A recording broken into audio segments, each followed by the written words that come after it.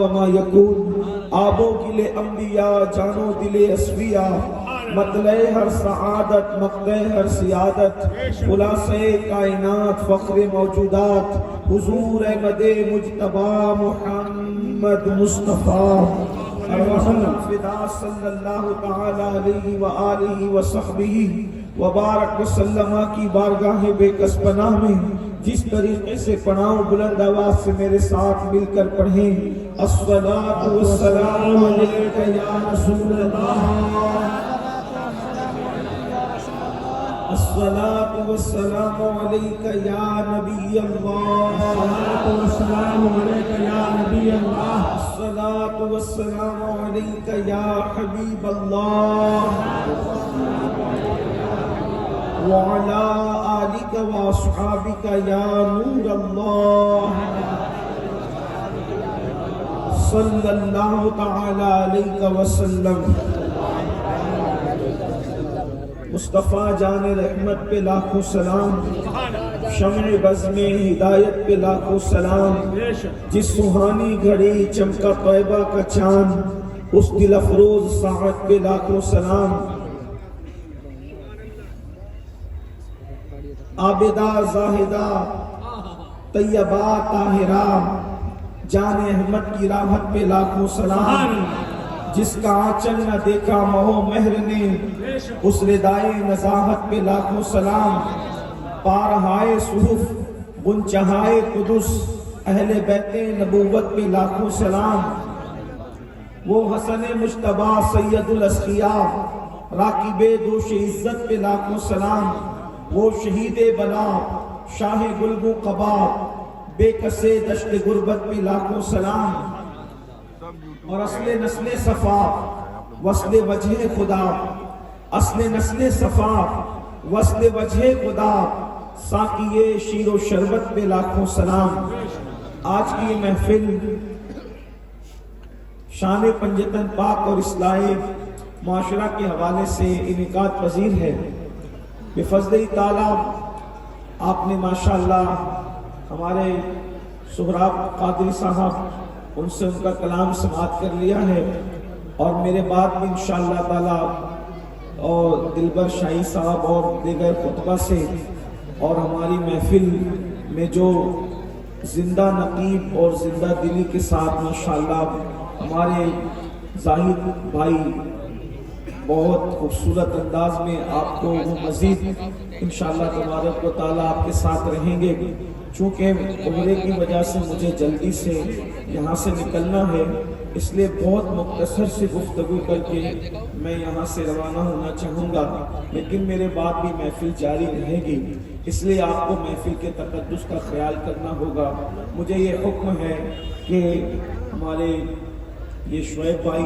اور ان کی ٹیم نے مجھے حکم دیا کہ یہ محفل ہر سال پنج تن پاک کی شان میں رہتی ہے، 5 تن پنج تن پاک ان کی شان میں رہتی ہے، تو چونکہ گھنٹے بھر میں یہ 5 حضرات کی شان بیان کرنے کی سعادت حاصل کرنا ہے۔ حالانکہ اللہ کی عزت کی قسم زندگیاں ختم ہو جائے گی، لیکن کسی ایک ہستی کی شان بھی مکمل طور پر کوئی بیان نہیں کر سکتا۔ بیان کرنے والوں کی زبان کی حیثیت کیا اور اوقات کیا، زندگیاں ختم ہوئی اور قلم ٹوٹ گئے، تیرے اوصاف کا ایک باب بھی پورا نہ ہوا، اور اے رضا خود صاحب قرآن مداح حضور، اے رضا خود صاحب قرآن مداح حضور، تجھ سے کب ممکن ہے پھر مدحت رسول اللہ کی۔ ان 5 تن میں جو سب سے پہلی ذات ہے اور انہی کے صدقے میں بلکہ 4 تن کو شان شوکت عظمت ملی، بلکہ 4 تن کیا پوری کائنات کے اندر جس کو جو ملا ان سے ملا، جتنا ملا ان سے ملا، جس کو ملا ان سے ملا، اور قیامت تک جس کو جتنا ملے گا اس انہی کے صدقے میں ملے گا۔ اس لیے کہ اللہ نے ان کے لیے فرمایا اے محبوب اگر ہم تمہیں پیدا نہ کرتے یا تمہیں پیدا کرنا مقصود نہ ہوتا تو ہم کائنات کو بھی پیدا نہ فرماتے۔ آپ اندازہ کریں ان کا صدقہ کس کس کو ملا اور کس طرح سے ملا۔ میں اپنی قوم کے جوانوں کی توجہ چاہتا ہوں، اللہ اکبر، اور اپنی ماں اور بہنوں کی بھی توجہ چاہتا ہوں۔ दरअसल बात इतनी है, हमने अल्लाह की वो कद्र न की जैसा कद्र करने का हक था, हमने रसूलुल्लाह की वो कद्र न की जैसा कद्र करने का हक था, हमने असहाबे मुस्तफा की वो कद्र न की जैसा कद्र करने का हक था, हमने अहले बैत मुस्तफा की वो कद्र न की जैसा कद्र करने का हक था, हमने औलिया अल्लाह की वो शान न पहचानी जैसा कि शान पहचानने का हक था। देखो अपने नबी की शान क्या है, और याद रखना अल्लाह के नबी सल्लल्लाहु अलैहि वसल्लम को इल्म और तहकीक के तराजू में तौलने की जरूरत नहीं, इसलिए कि इल्म और तहकीक के दरवाजे कहीं और होते हैं,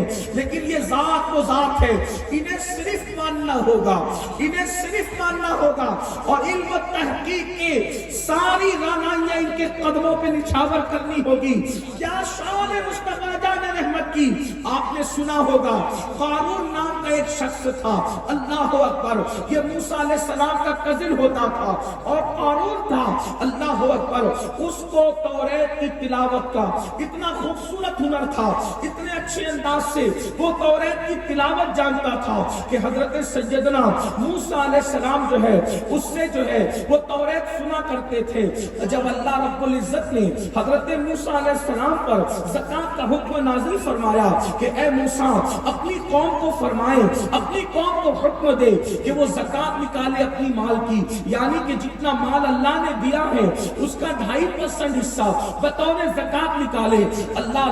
फिर हजरत मूसा अलैहि सलाम कौम के दरमियान तशरीफ लाए, और आने के बाद आपने फरमाया कि अल्लाह ने तुम्हें जितना दिया है उसका 2.5% गरीब मिस्किनों के लिए तुम्हें निकालना होगा। जब लोगों ने सुना तो सबसे ज्यादा मालदार कौम में कौन था? कारून था। कारून, उसके पास बड़ा खजाना था, यहाँ तक के कहने वालों ने कहा है कि कारून की जो तिजोरियां थी उसकी चाबियां जानवरों पर लाद कर लाई ले जाई जाती थी। अंदाजा करें जब उसकी तिजोरियों की चाबी की इतनी तादाद है तो तिजोरियां कितनी होगी, और तिजोरियां इतनी होगी तो उसके पास माल कितना होगा। लेकिन जानते हैं इंसान की पहचान कब होती है? अल्लाह अकबर, खाने के वक्त पहचान नहीं होती, नारे के वक्त पहचान नहीं होती, बल्कि जब कोई चीज कुर्बान करनी पड़े तब पहचान होती है। अल्लाह अकबर, ऐसा ही हुआ। अल्लाह पाक इम्तिहान लेता है। अरे वो अल्लाह है, अगर वो चाहे तो गरीबों के लिए ऐसे दरख्त पैदा कर दे जिस पर सिर्फ गरीबों ही को माल मिला करे, वो शान वाला है, वो जिसको जो चाहे अता कर दे। लेकिन अल्लाह रब्बुल इज्जत ने इम्तिहान के लिए मालदारों के माल में गरीबों का हिस्सा रखा है, और वो ज़कात की शक्ल में है। हजरत मूसा ने कहा ज़कात देनी होगी, सब लोगों ने जब वो तस्लीम किया, लेकिन कारून चूंकि बड़ा मालदार था उसके दिमाग के अंदर घूमने लगा कि मेरी दौलत इतनी है, 2.5% इतने हो जाएंगे, उसको ज्यादा लगने लगा। आज के मालदारों को भी ऐसे कुछ लगता है, यार इतना दे देंगे तो